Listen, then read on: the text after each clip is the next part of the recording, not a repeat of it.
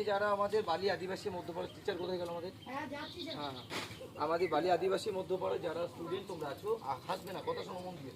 যারা হাঁকা বোকা কেন হাসে একদিন তা প্রমাণ করে দেবো, শুনে রাখো। আমরা বালি আদিবাসী মধ্যপাড়াতে যারা স্টুডেন্ট তোমরা এসেছো, যারা মায়েরা এদিক ওদিক করে আছে, আমি সবার উদ্দেশ্যে বলছি, আমরা বিগত দিনে তোমাদের সাথে এই কথা নিয়ে বলেছিলাম। আজকে যে স্যার এসছেন, স্যারকে আমরা দেখাবো। স্যার আপনি একটু আসুন আমার কাছে। এই স্যার অনেকটা দূর থেকে এসছেন, অনেক ভোরে বেরিয়েছেন। স্যার তোমাদের জন্য এসছেন। স্যারের নাম হচ্ছে অয়ন সেন। তিনি হচ্ছে সমাজসেবক, একজন ওয়ার্কার। স্যারের কথা স্যার তিনি বলবেন। তোমাদের বালি আদিবাসী পাড়াতে উনি স্যার সাহায্য করবেন বলে এতটা কষ্ট করে 4 ঘন্টা গাড়ি চালিয়ে এসছে এখানে জার্নি করে। সেই জন্য তোমাদের যে চারাটা দেওয়া হবে তার বিস্তারিত ব্যাপার স্যার জানিয়ে দেবেন, এবং তোমরা চারাগুলো বৃক্ষরোপণ করবেন। এবার স্যার যে কতখানি খুশি হবে, ভালো হবে, স্যার কেন এসেছেন সব বিষয় তোমাদেরকে বলবে। তো আগে জানাই স্যারকে আসার জন্য এতটা কষ্ট করে সবাই ধন্যবাদ। স্যার আপনি আসুন, সামনে কথা বলুন। আমাদের স্কুলের টিচার, উনি হচ্ছে দেবশ্রী কর, এই স্কুলের শিক্ষিকা। সবাই কেমন আছো? আচ্ছা, আগে সবার নামটা আগে জেনে নি। তোমার থেকে শুরু করি। বলো তোমার নাম। নাম কি তোমার? তোমার তোমার তোমার কথা বলে না, এদিকে তাকাও, তোমরা এদিকে তাকাও। তোমার তোমার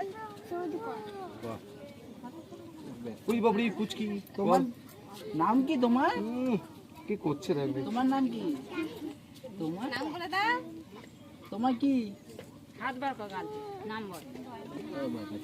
ঠিক আছে, নাম বলতে পারবে না, খাবার তো কালকে থেকে পাবেই না। পিছন নাম না।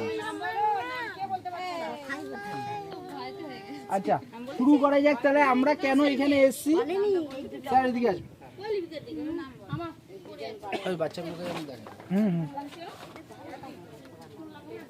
স্যার বলেছে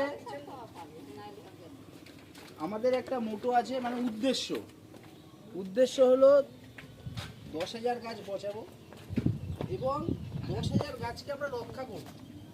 শুধু বসিয়ে চলে গেলাম, বিগত দিনে খোঁজ নিলাম না, এরকম কোনো ব্যাপার নেই। প্রত্যেক অঞ্চল, প্রত্যেক জেলায় ঘুরে ঘুরে আমি গাছ বসাই, এবং আমার মেন উদ্দেশ্য হলো যে আমি একা বসালে হবে না, আমার সাথে সাথে আমাদের যে ছোট জেনারেশন রয়েছে, যারা বড় আছে তারা বুঝতে পারছো নিশ্চয়ই, এরা বুঝতে পারবে, যারা ছোট আছে তারা যাতে ইন্সপায়ার হয় যে কেন আমরা বৃক্ষরোপণ করব, গাছ কেন আমাদের দরকার। দেখছো এবছর কীরকম গরম পড়েছে, পরের বছর আরও বেশি পড়বে। হয়তো তোমাদের এখানে বুঝতে পারছো না, কলকাতা শহরে গেলে বুঝতে পারবে গরমটা কী। ঠিক আছে, তাই জন্য আমাদের যেরকম গাছ দরকার, বা তোমাদের এখানে বেশি গাছ দরকার, কারণ দেখি তোমাদের এইখানের জন্যই কলকাতা এখনো সুস্থ আছে।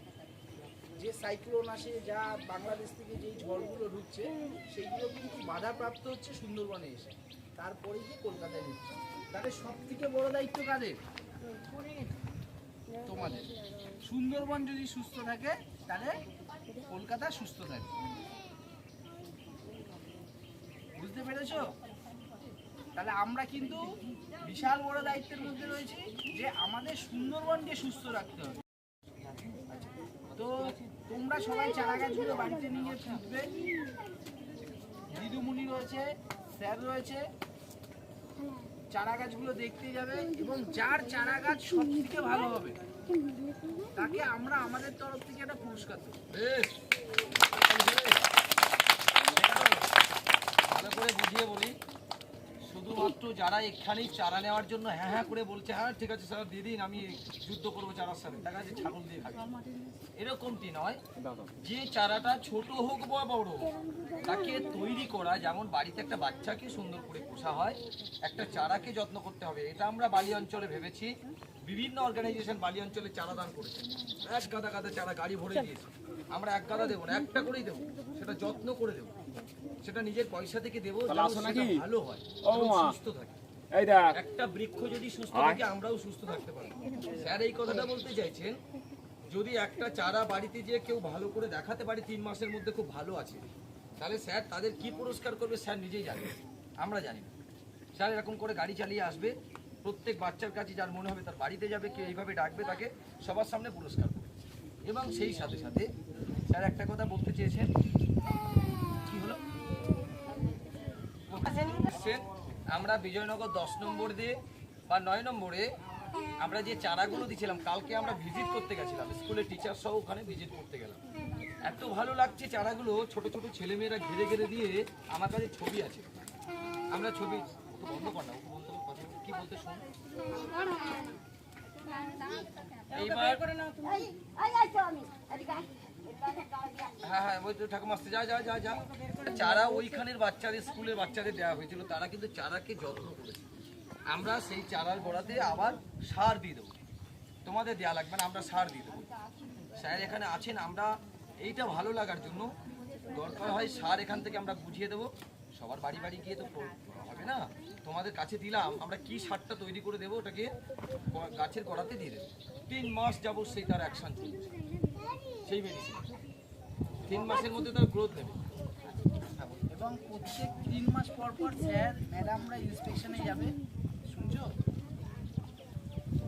3 মাস পর পর যাবে, গিয়ে যার গাছ সব থেকে ভালো হবে সে সব থেকে ভালো গিফট পাবে।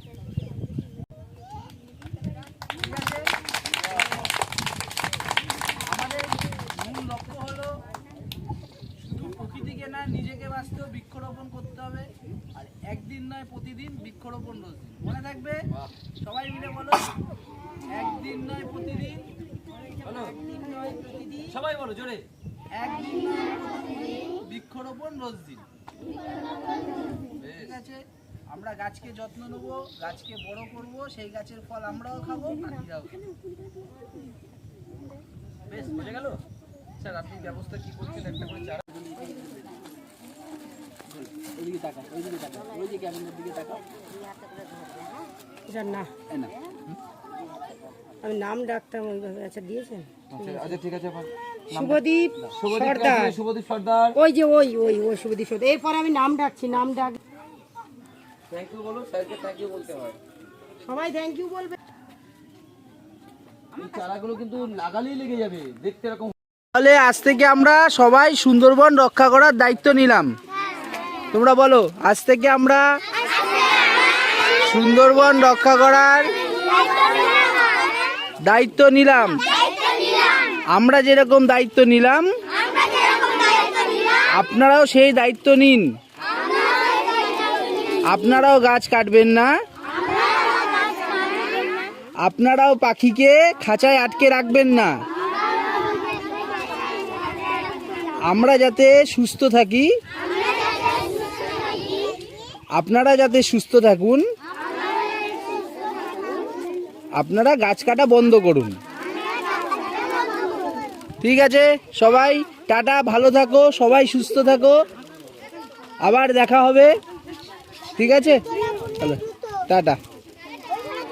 আজ এই বলে আমরা আমাদের সুন্দরবনে একদিন নয় প্রতিদিন বৃক্ষরোপণ রোজ দিনের বার্তা শেষ করলাম।